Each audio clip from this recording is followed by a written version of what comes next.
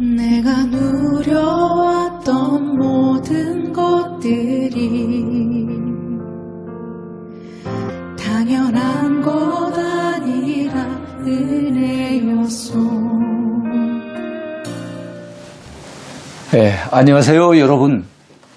주의 은혜 가운데 또 새로운 한 주간을 맞이하며 오늘 월요일 아침에 또 여러분들 말씀과 함께 또 만나게 되었습니다.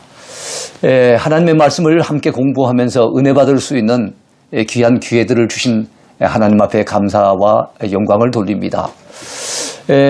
지난주에 우리가 200강을 마쳤잖아요. 오늘 이제 201강이 시작되어지는데 참 뜻깊은 그런 시간들입니다. 망원경으로 보는 사도행전 6번째 시간을 오늘 가지게 되었는데요. 오늘 주제는요, 사도 바울의 3차 선교 여행이 되겠습니다. 자, 사도행전 펼쳐보기 가운데 5번째 시간이죠. 사도 바울의 3차 선교 여행.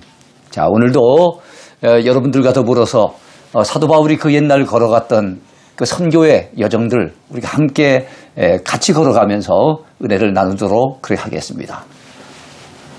자, 지도부터 먼저 볼까요? 3차 선교 여행. 항상 출발할 때는 안디옥으로부터 출발을 하죠. 자, 그래서 안디옥에서 좀 떨어져 있는 길리기아 다소, 사도 바울의 고향입니다. 이번엔 해로가 아니라 육로를 통해서 자기가 1차 선교 여행을 했던 바로 소아시아, 오늘날 터키 지역을 먼저 둘러봅니다. 그리고 난 다음에 2차 선교 여행을 갔던 바로 헬라, 오늘날의 그리스입니다. 또 이 지역을 갖다 둘러보고 마지막엔 에베소에 와서 3년 동안 집중적으로 사역을 했던 것이 3차 선교 여행의 핵심이라고 이렇게 볼 수 있겠습니다. 자, 3차 선교 여행의 시기를 살펴볼까요? 사도 바울의 선교 여행 가운데 그 기간이 가장 길었던 여행, 그것은 바로 3차 선교 여행이었습니다. 한 5년 정도 걸리는데요. 왜냐하면 1, 2차 선교지를 다시 둘러보는 데 시간이 많이 걸렸잖아요. 거기다가 에베소라고 하는 곳에서 다른 지역과는 다르게 아주 집중적으로 오랫동안 사역을 하게 되는데 바로 3년 동안 머물면서 장기간 사역을 했기 때문에 3차 선교 여행은 그 기간이 대단히 길어졌습니다. 자, 3차 선교 여행 시기는요, 서기 53년부터 시작해서 58년까지였습니다. 자, 동행자는 누가 있었을까요?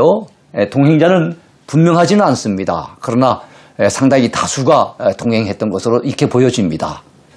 아굴라와 브리스길라 부부, 사도 바울의 선교에 있어서 굉장히 중요한 역할을 했던 이분들과 그 다음에 사도 바울의 곁을 늘 떠나지 아니하면서 바울의 선교 그 모든 사역을 아주 상세하게 기록을 해서 사도행전을 남겼던 바로 누가, 그리고 사도 바울의 아주 사랑받는 제자 디모데, 이 사람들은 아마 그 3차 선교 여행에 같이 동행했던 인물들이라고 분명히 보여집니다.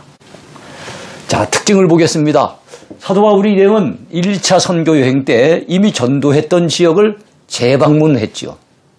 1, 2차 선교 여행 때 방문했던 그 지역을 3차 때 재방문하면서 교회를 굳건하게 하고자 했습니다. 1, 2차 선교 여행 때 세워졌던 교회, 아직까지 출발한 지 오래되지 않았기 때문에 미약한 부분이 많잖아요. 그들이 믿음 위에 굳건히 세워질 수 있도록 그들의 믿음을 굳건하게 하고자 하는데 힘을 기울입니다. 자, 특별히 안디옥에서 출발했지만 안디옥으로 돌아가지 아니하고 예루살렘으로 귀환한 것이 특징이라 그랬죠. 그리고 그곳에서, 즉 예루살렘에서 결박을 당한 것, 우리가 기억을 해야 될 것 같습니다. 특별히 이 3차 선교 여행 때는 에베소 사역에 집중했어요. 3년 동안 에베소 사역에 아주 많은 공을 들입니다. 아마 미래의 세계 교회에 있어서 이 에베소 교회가 차지하는 그 비중이 클 것으로 내다보고 아마 집중적으로 투자하지 않았겠나 이 생각을 할 수 있습니다. 자, 성경 기록은 3차 선교 여행이 어디에 나타나 있을까요? 1, 2차 선교 여행은 사도행전 13장, 14장에 잘 나타나 있습니다. 그리고 15장에선 그 1차 선교 여행을 마치고 돌아와서 안디옥 교회에서 보고하면서 예루살렘 공의회에 모여서 이방인들에게 과연 할례를 줘야 되는지 말아야 되는지 이런 부분들을 가지고 의논을 했습니다. 그리고 16장에서 2차 선교 여행이 시작이 되어져서 16, 17, 18장까지는 바로 2차 선교 여행입니다. 그리고 18장 맨 끝부분 후반부에 가서 3차 선교 여행이 시작이 되는데요. 19장과 20장까지 거쳐서 결국엔 21장까지 3차 선교 여행이 잘 나타나 있습니다. 자, 지역별 주요 사건 일지를 볼까요? 자, 어느 지역에서 어떤 사건들이 일어나는지를 함께 살펴보면서 사도행전 특별히 3차 선교 여행의 여정들을 우리가 알아보려고 합니다. 자, 먼저 안디옥이죠. 안디옥은 사도 바울의 선교 여행에 있어서 출발지입니다. 파송교회가 그곳에 있었어요. 안디옥 교회가 바로 파송교회입니다. 이 안디옥은 수리아 지역에 위치한 큰 도시예요. 수리아 지역. 수리아가 어디입니까? 바로 오늘날의 시리아입니다. 자, 이곳에 세워진 안디옥 교회는 한때 세계의 선교의 중심이 되었어요. 최초의 선교사인 바나바와 이 바울을 바로 그 안디옥 교회가 선교사로 파송한 거예요. 자, 수리아 지역이란 구약시대 때는 아람이라고 불려졌죠. 아람. 그래서 아람의 나병 환자 장군, 여러분 누구 생각이 납니까? 나아만 장군이라고 기억날 거예요. 이 아람 사람이잖아요. 그리고 베나닷 왕이라든지 이런 왕들 바로 이 아람의 왕들입니다. 자, 그리고 이 아람 사람들이 사용하는 언어를 한때 유대인들이 아람의 지배를 좀 받으면서 아람어를 사용했잖아요. 그래서 유명한 달리다굼, 에바다 이런 말들 바로 아람어 아니겠습니까? 이게 아람이에요. 자, 현재는 시리아입니다. 시리아. 바로 이것을 신약시대 때는 수리아 지역이라고 이렇게 일컬었습니다. 자, 수리아 지역의 수도였던 이 안디옥은 한때 그 수리아의 수도로서 로마 제국 당시에는 로마와 그 다음에 알렉산드리아, 그 다음 가는 세 번째 도시, 제3의 도시로 일컬어집니다. 자, 로마와 알렉산드리아 그 당시 약 100만의 인구를 자랑했다 그래요. 그런데 바로 안디옥은 한 50만 정도의 인구를 가지고 있었습니다. 상당히 화려한 도시였어요. 여러분, 바로 이 당시에 이 당시보다는 한참 후라고 볼 수 있는 우리 통일신라 시대 때 바로 우리나라 통일신라 시대 때 수도였던 곳이 어디입니까? 바로 경주 아니겠습니까? 경주가 그 당시에 10만의 인구였다 그래요. 통일신라 시대 바로 그 당시에 제일 큰 도시인 이 수도 경주가 10만이었다고 생각한다면 안디옥이 50만, 로마가 100만이었다면 상당하죠. 자, 동양의 여왕이라고 하는 그런 별명을 들을 정도로 아름답고 화려한 도시, 그것이 바로 안디옥, 안티오키아였습니다. 자, 그런데 이 수리아 안디옥은 현재는 시리아 땅이 아닌 터키 영토에 남아 있어요. 제가 계속 수리아의 수도였다 그러고 그다음에 그 수리아가 지금은 시리아라고 얘기를 하고 이렇게 얘기 안 했습니까? 그다음 지금 당연히 시리아 땅이 돼야 되는데 2차 세계 대전 후에 그 어떤 연합국의 결정으로 그리고 그 지역 사람들이 원해서 시리아 땅이 아닌 터키 땅으로 남게 되었습니다. 현재는 안티카야라고 하는 작은 변방 도시가 되어 있습니다. 자, 길리기아 부르기아 지방을 살펴볼까요? 바울 일행은 이곳 여러 땅을 차례로 다니면서 모든 제자들을 굳건하게 했습니다. 그들의 믿음을 굳건하게 하기 위해서 애썼습니다. 자, 길리기아는 사도 바울의 고향인 지역이 있죠. 다소. 바로 다소가 길리기아의 수도예요. 그 주의 주도인 겁니다. 자, 에베소입니다. 자, 사도 바울의 에베소 선교는 사도행전 19장에 잘 소개되어 있어요. 에베소에서 3년 동안 집중했다 그랬지요. 그 가운데 2년 동안은 바로 두란노 서원이라고 하는 그 서원을 중심으로 복음을 전했습니다. 자, 에베소는 로마 장군 안토니우스, 시저의 친구로 유명하지요. 시저가 죽고 난 다음엔 한때 로마의 패권을 잡았던 인물입니다. 그리고 시저의 애인이었지만 나중에는 시저의 친구였던 이 안토니우스와 연문을 뿌렸던 여인이 있죠. 바로 이집트의 여왕 클레오파트라입니다. 이 안토니우스와 클레오파트라가 바로 이 에베소 지역에 쇼핑을 올 정도로 이 에베소는 번영한 도시였어요. 환락과 사치의 도시였습니다. 자, 특별히 이 에베소는 아시아주의 수도입니다.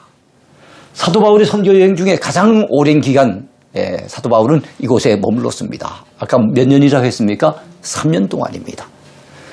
자, 바울이 이곳 사람들에게 물었습니다. 너희가 믿을 때 성령을 받았느냐? 이렇게 물어보았어요. 그랬더니 뜻밖의 대답이 돌아옵니다.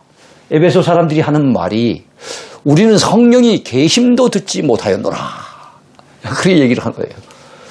자, 그들이 여러분 받았던 세례는 성령 세례가 아니었어요. 성령 세례는 받지 못하고 세례 요한이 주었던 것 같은 그런 물 세례만 받았던 사람들이 바로 에베소 사람들이었어요. 그래서 사도 바울이 전하는 메시지를 듣고 은혜를 받고 그들이 다수가 성령 세례를 받으면서 아주 놀라운 역사가 나타납니다. 특별히 두란노 서원에서 2년 동안 날마다 강론을 했어요. 복음을 들고서 그곳에서 만나는 사람들에게 열심히 복음을 전해 주었는데요. 이 두란노 서원을 셀수스 도서관이라고도 얘기를 합니다. 그 당시 세계에서 가장 유명한 도서관이 3개가 있었어요. 하나는 알렉산드리아에 있는 도서관이었습니다. 또 하나는 소아시아 7교회 가운데 버가모 교회라고 하는 교회가 있죠. 바로 버가모 지역에 있는 도서관. 그것이 또 유명했었어요. 왜냐하면 양피지가 바로 이 버가모 지역에서 처음 개발이 됐기 때문에 그래서 도서관이 들어선 겁니다. 그 다음에 에베소에 있었던 이 셀수스 도서관, 이 도서관 역시도 빠뜨릴 수 없는 세계 3대 도서관이었어요. 자, 그 도서관을 중심으로 해서 바로 이 두란노 서원, 학자들이 모여가지고 어떤 그 학문적인 토론을 갖다 벌였던 이 두란노 서원이 됩니다. 바로 이것을 중심해서 사도 바울은 2년 동안 열심히 복음을 전했던 것입니다. 자, 그때 배운 제자들 중에는 빌레몬서의 수신자라고 하는 빌레몬, 그리고 에바브라, 아키포, 이런 사람들은 다 어느 교회 중심적인 지도자들입니까? 골로새 교회 중심적인 지도자들이에요. 특별히 에바브라는 골로새 지도자일 뿐만 아니라 나중엔 라오디게아 교회를 갖다 설립했던 이런 인물이기도 합니다. 바로 이 사람들이 다 바로 이 두란노 서원에서 바울에게 복음을 전해 들은 것입니다. 하나님께서 바울의 손으로 희한한 능력을 이 에베소 지역에서 행하게 하십니다. 그래서 그의 손수건이나 앞치마를 병든 자에게 가서 얹으면은 그 병이 떠나가고 나음을 입는 이런 놀라운 일들이 벌어지게 된 거예요. 자, 유대인 제사장 스게와라고 하는 인물이 있는데 이 스게와의 7 아들이 바울의 흉내를 내어서 예수님의 이름으로 귀신을 쫓아내려고 시도를 합니다. 자, 믿음도 없는 사람이 바울을 흉내내는 거예요. 그렇게 악귀를 쫓아내려고 시도를 했지만은 오히려 악귀로 인해서 곤욕을 치르게 되는 장면, 참 웃지 못할 장면이 또 에베소에서 일어났습니다.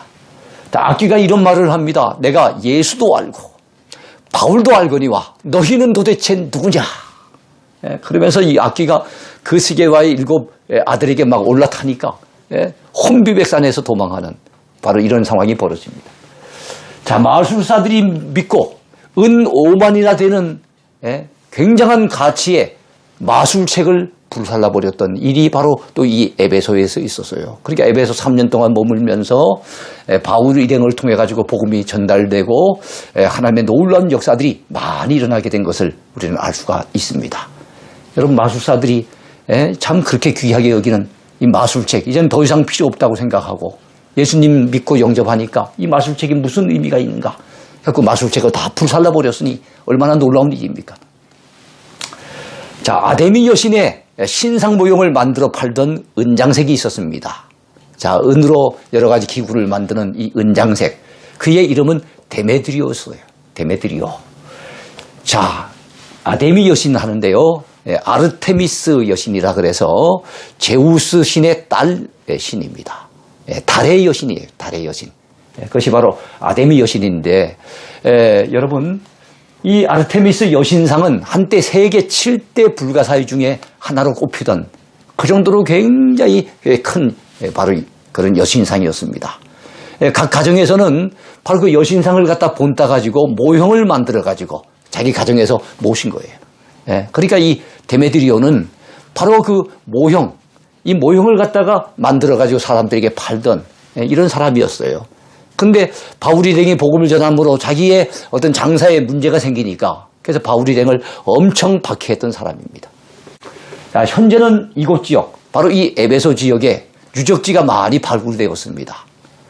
여러분, 제가 소아시아 지역을 선교여행을 2005년도에 다녀왔습니다만은 그 당시 가봤더니 다른 어떤 지역보다도 이 에베소 지역에 많은 유적지가 발굴이 된 것을 알 수가 있습니다. 그 이후에도 계속 발굴이 됐으니까 지금 가면은 굉장히 아주 볼거리가 많을 것 같아요. 지금도 성지 순례객들의 발길이 끊어지지 않는 곳, 바로 이것이 바로 에베소입니다. 도시 형태는 이루지 못한 폐허로 남아 있습니다. 자, 이게 지금 바로 에베소 지역의 그 터인데요. 옛날 그 에베소 교회 터라고 이렇게 알려져 있습니다. 자, 에베소 교회 터가 있는 곳으로 이렇게 올라가는 지역이에요. 역시 발굴된 에베소 지역의 모습입니다. 자, 이것이 바로 두란노 서원. 바로 이 두란노 서원, 아까 셀수스 도서관이라 그랬죠. 사도 바울이 2년 동안 많은 사람들을 만나가지고 복음을 전하면서 제자를 길러냈던 그곳에 바로 터가 남아 있습니다. 건물에 또 일부 잔해가 남아 있어요. 자, 현재 에베소에는 예수님의 육신의 모친이었던 마리아가 살던 집이 남아 있습니다. 그리고 요한의 묘, 누가의 묘가 남아 있어요. 한번 볼까요? 이게 마리아가 살던 집이라고 합니다. 마리아가 살던 집. 그리고 이것이 바로 누가의 묘입니다. 누가의 묘. 자, 누가의 묘 앞에 보면 한글로 누가의 묘에 대한 설명이 또 상세하게 기록되어 있어요. 그래 한국인들 성지 순례객들이 많이 오다 보니까 한글로 이렇게 기록한 것을 보고 굉장히 반가웠습니다. 자, 이것은 사도 요한 기념 예배당 터인데요. 바로 이곳이 사도 요한이 그 밑에 묻혀 있다고 하는 사도 요한의 묘입니다. 자, 이번엔 헬라를 볼까요? 사도 바울은 에베소를 떠난 후에 마게도냐를 거쳐서 헬라 지방에 3개월 동안 머무르게 됩니다. 특별히 헬라 남부 지역, 아가야 지방이라 그러죠. 그 아가야 지방의 중심 도시가 고린도인데요. 이 고린도에 주로 머무르면서 고린도 교회 문제를 해결을 합니다. 여러분, 우리 고린도 전서를 보면은 고린도 교회 안에 네 파당이 있었고 온갖 여러 가지 문제가 있는 것을 알 수가 있잖아요. 그래서 고린도 교회를 방문해서 그런 문제들을 집중적으로 지도를 합니다. 그 당시에 로마 교회 성도들에게도 편지를 갖다 써서 보내는데 이 복음 편지가 바로 로마서입니다. 이 로마서를 기록한 것이 고린도였어요. 자, 이번엔 드로아를 볼까요? 이것은 트로이 목마로 유명한 트로이 전쟁이 있었던 곳입니다. 여러분, 트로이 목마가 보이죠? 목마 안에 그리스의 이 아테네 군대가 숨어 있는 걸 몰랐죠. 자, 사도 바울이 마게도냐 사람의 환상을 보았던 것이 바로 이 드로아입니다. 바울 일행은 이래를 이곳에서 머물렀는데요. 그 당시에 바울의 메시지를 듣던 청년 유두고가 창문에 걸터 앉아 말씀을 듣다 졸았어요. 졸다가 3층 창문에서 떨어져 죽게 됩니다. 그러나 바울의 기도로 다시 살아나는 놀라운 역사가 있었죠. 바로 이것이 바로 드로아에서 있었던 아주 유명한 일들입니다. 자, 기호를 볼까요? 이곳은 에게해의 소아시아에 가까운 섬입니다. 그리스 시인 호메로스라 그러죠. 이 호모의 출생지로 아주 유명한 곳인데요. 이 호모는 그리스의 많은 시인들 가운데 제일로 꼽는 서사 시인입니다. 호모가 쓴 일리아드 오디세이 아주 유명하죠. 이 일리아드 오디세이의 그 배경이 되는 것은 트로이 전쟁입니다. 트로이 전쟁을 배경으로 쓴 서사시, 그것이 바로 일리아드 오디세이인데요. 자, 사도 바울이 3차 선교 여행의 기로에 이 섬 근처를 통과해서 밀레도로 갔다고 합니다. 그 다음에 이제 밀레도를 살펴보겠는데요. 최초의 서양 철학 학파인 밀레토스 학파가 이 섬에서 출발을 합니다. 밀레토스 학파. 여러분, 서양 철학, 동양 철학 구분이 됩니다만 서양 철학의 첫 출발점이 바로 자연 철학인데요. 그 당시에는 인간에 대해서 또는 신에 대해서 연구하기보다는 자연을 갖다 경외의 힘을 가지고서 바라보면서 자연의 근원을 따지는 그런 철학이 출발해요. 그래서 만물의 아르케가 무엇이냐. 만물의 근원을 아르케라고 하거든요. 헬라어로 아르케라 하는데 만물의 근원이 무엇이냐. 만물의 아르케가 무엇인지 아르켜다오. 이래갖고 출발하는 것이 바로 서양 자연 철학입니다. 그 자연 철학자들의 첫 출발 어떤 학파가 바로 이 밀레투스 학파인데요. 가장 대표적인 인물이 서양 철학의 아버지로 일컬어지는 탈레스입니다. 탈레스는 이 자연의 이 모든 만물의 근원이 되는 것은, 그 아르케가 되는 것은 바로 물이다라고 했어요. 물로부터 이 세상 모든 것들이 시작이 됐다는 거죠. 자, 그랬던 이곳, 이 밀레도에서 사도 바울은 에베소 교회 장로들을 청하여서 지난 3년 동안의 눈물의 가르침을 회고합니다. 내가 눈물로 너희들을 가르쳤던 것 기억하라는 거예요. 하나님이 자기 피로 값주고 사신 교회를 위해 당부하고 떠났습니다. 그는 떠나지만 그 교회를 갖다 이제 책임질 그 지도자들, 장로들에게 교회를 갖다 당부하면서 이 교회는 그냥 교회가 아니라는 거예요. 하나님께서 자기 피로 값주고 사신 바로 그 기관이 교회라고 하면서 특별히 이 교회를 잘 돌볼 것을 당부합니다. 여러분, 그리고 가이사라로 가게 되는데 바울 일행이 7집사 중 한 사람이었던 전도자, 여러분 7집사 중에 아주 전도자로 유명한 사람이 바로 빌립입니다. 빌립의 집에 들어가서 그곳에서 머물게 됩니다. 자, 이곳이 가이사라인데요. 저희들이 3년 전에 그 이스라엘로 성지순례 갔을 때 이 가이사라도 갔었어요. 바로 이것이 그 원형 경기장이죠. 이런 경기장에서 사람들이 많은 경기를 갖다 보았습니다. 이 경기장에서 빤히 바라보이는 이 바다가 지중해입니다. 이 지중해. 사도 바울은 이 가이사라를 갖다가 이 통로로 해가지고 곳곳마다 다니면서 선교를 많이 펼쳤습니다. 자, 이것은 폰티우스 필라테, 바로 본디오 빌라도의 이름이 남겨진 비문이에요. 자, 이것도 가이사라에 있습니다. 자, 선지자. 구약시대 때는 선지자가 많아도 신약시대 때는 선지자라고 일컬어지는 인물이 잘 눈에 띄지 않습니다. 그런데 선지자라고 일컬어지는 사람이 있었는데 아가보입니다. 아가보가 유대로부터 내려와서 바울이 예루살렘에 올라가면 이 예루살렘에서 결박당하게 될 것을 예고를 합니다. 자, 그래서 바울의 동력자들이 바울에게 말리지요. 예루살렘에 절대로 올라가지 말도록 간청을 하지만 사도 바울은 결심을 굳건하게 하고 예루살렘으로 올라갑니다. 자, 예루살렘 한번 살펴볼까요? 이곳은 사도 바울이 3차 선교 여행을 마치고 귀환한 곳입니다. 자, 이 감람산에서 올리브산, 이 감람산에서 내려다 보이는 예루살렘 전경입니다. 자, 기독교의 어떻게 보면 본고장, 기독교의 출발지라고 하는 바로 예루살렘에 지금 회교도, 황금돔 사원이라고 하는 회교도 사원이 들어있다는 것은 참 역사의 아이러니예요. 유대인들에게는 큰 슬픔이 아닐 수 없겠죠. 우리 기독신자들인 우리가 생각해봐도 참 안타까운 모습입니다. 어쨌든 황금돔 사원이 보이고요. 바로 예루살렘 정경입니다. 이스라엘의 역사와 문화와 종교의 중심지였던 예루살렘. 그곳에 사도 바울이 귀환을 합니다. 자, 이곳에서 이 예루살렘에서 유대인들이 바울을 죽이려고 길을 쓰고 달려들었는데요. 어느 정도였느냐 하면은 바울을 죽이기 전에는 먹지도 아니하고 마시지도 아니하겠다고 동맹한 자, 마음에 결단한 자가 40여 명이나 됐다 그래요. 40여 명.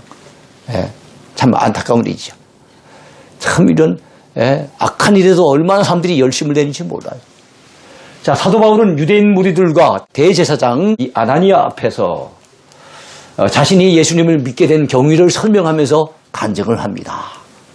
그러나 쇠기의 경일기처럼 이 아나니아와 그 당시 유대인 무리들은 바울의 그 간증을 귀담아 듣지 않습니다. 천부장 글라우디오 루시아가 바울이 로마 시민권을 가진 사람이기 때문에 두려워합니다. 뭘 두려워하는가 하면 아니 사도 바울이 로마 시민권을 가졌다니 나는 돈 주고 로마 시민권을 갖다가 산 사람인데 어떻게 사도 바울은 어린 시절부터 로마 시민권을 가졌단 말인가. 그래서 저 사람이 이곳에 혹시 잘못된다면 내 책임이 크겠구나 생각을 하고 바울을 갖다가 지켜주기 위해서 그 위험한 예루살렘에서 빼돌립니다. 빼돌려갖고 어디로 보내게 되는가 하면은 바로 가이사랴에 있는 벨릭스 총독에게로 이 바울을 군사들을 갖다가 그 대동해서 호송해갖고 보냅니다. 바로 가이사랴에는 그 당시 로마 총독이 주둔하고 있었거든요. 그래서 그 당시 총독의 이름이 벨릭스인데요. 이 벨릭스 총독에게 바울을 호송하여 보내게 됩니다. 자, 사도행전 20장에서 발견하는 참으로 귀한 것 4가지를 오늘 강의의 마지막에 함께 잠깐 살펴보겠습니다. 사도 바울이 밀레도에서 에베소 교회 장로들을 초청을 해요. 그래서 그들에게 마지막 교회를 위해서 당부하면서 그들과 더불어 간절하게 눈물로 기도하고 그들과 작별하고 떠나게 되는데 바로 그들과 작별하기 전에 그들을 당부하는 그 과정 속에서 사도 바울이 한 4가지 정도를 대단히 강조하는 것을 볼 수 있어요. 사도 바울이 강조하는 것은 우리도 참 귀담아 듣고 마음에 새기면서 우리도 이 부분에 대해서는 정말로 귀하게 여겨야 되지 않겠는가 생각을 하게 됩니다. 그 4가지가 뭘까요? 처음에 사명이 참으로 귀합니다. 사도 바울의 고백을 통해서 우리 각자가 받은 사명이 있는데 이 사명이 얼마나 귀한가 하는 것을 느끼게 됩니다. 자, 사도행전 20장 24절 저는 참 좋아하는 말씀인데요. 사도 바울이 그 에베소 교회 장로들 앞에서 이런 고백을 합니다. 내가 달려갈 길과 주 예수께 받은 사명 곧 하나님의 은혜의 복음을 증언하는 일을 마치려 하면은 나의 생명조차 조금도 귀한 것으로 여기지 아니하노라. 여러분, 사명이 얼마나 귀했으면 그 사명을 위해서라면은 생명조차 조금도 귀한 것으로 여기지 않는다는 거예요. 그 사명을 이루기 위해서라면 내가 이 생명조차 이 목숨마저 바칠 수 있다는 거예요. 그 사명이 무엇이겠습니까? 주 예수께 받은 사명, 곧 하나님의 은혜의 복음 증언하는 일이라고 얘기를 합니다.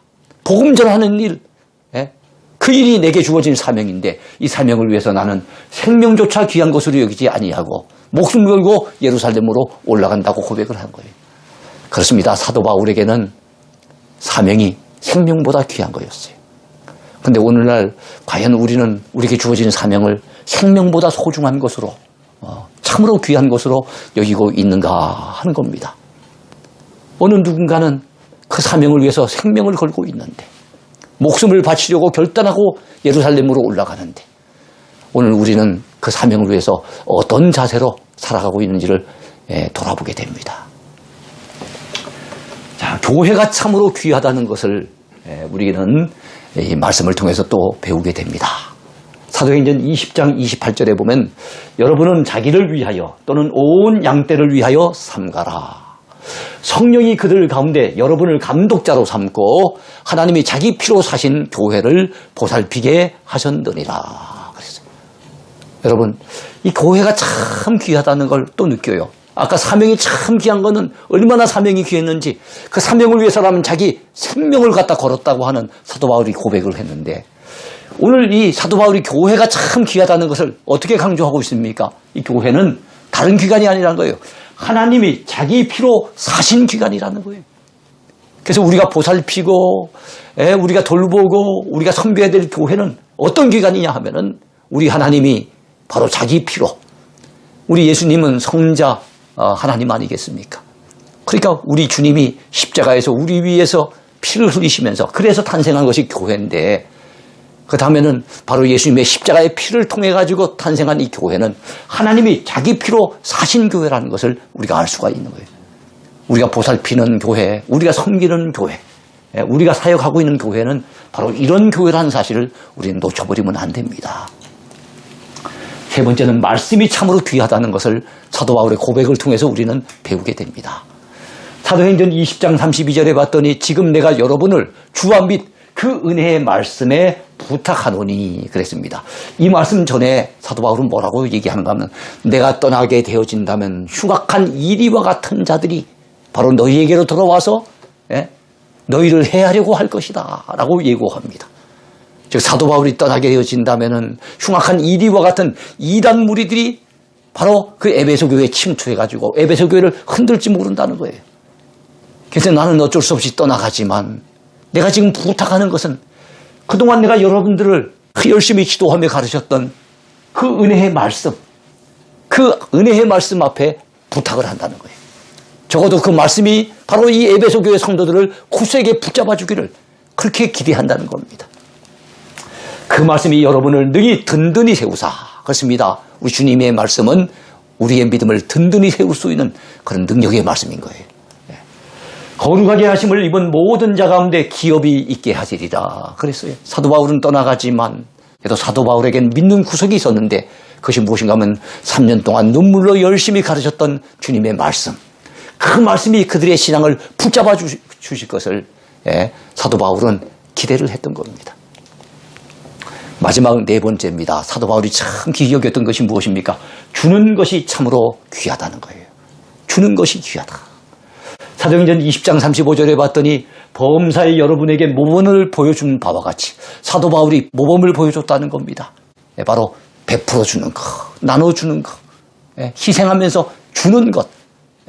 그래서 내가 수고하여 약한 사람들을 돕고 또 주 예수께서 친히 말씀하신 바 주는 것이 받는 것보다 복이 있다심을 기억하여야 할지니라.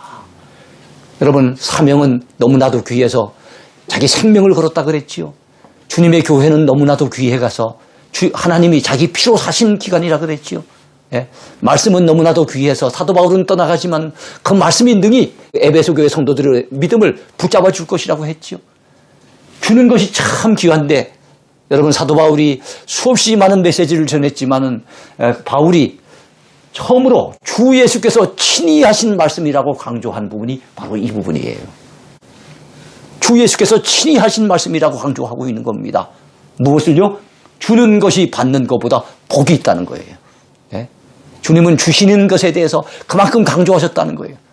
그래서 사도 바울 역시도 전해주고 있는 겁니다. 주님이 친히 하신 말씀이라고. 나도 너희들에게 이 주는 것에 대해서 그동안 평소 본을 보여준다고. 내가 그래서 열심히 수고해서 약한 자들을 도왔던 것 너희들이 보지 않았느냐고. 이렇게 얘기하고 있는 겁니다. 오늘 말씀을 맺으려고 합니다. 사명이 참 귀합니다. 교회가 참 귀합니다. 하나님의 말씀이 참 귀합니다. 그리고 주는 것이 어떤 것보다 귀합니다. 우리 주님 앞에 서게 됐을 때 우리가 평소에 받기만을 좋아하는 사람이었는지 나눠주고 베풀어주고 복음을 전해주고 이 주는 것을 참 귀하게 여겼는지에 따라서 주님 앞에 설 때 책망받을 사람도 있고 칭찬받고 상급받을 사람도 있을 겁니다. 우리 모두 참 귀한 것을 여길 줄 아는 그런 저와 여러분이 됐으면 좋겠습니다. 오늘 강의 여기까지입니다. 오늘도 주안에서 행복하십시오. 감사합니다.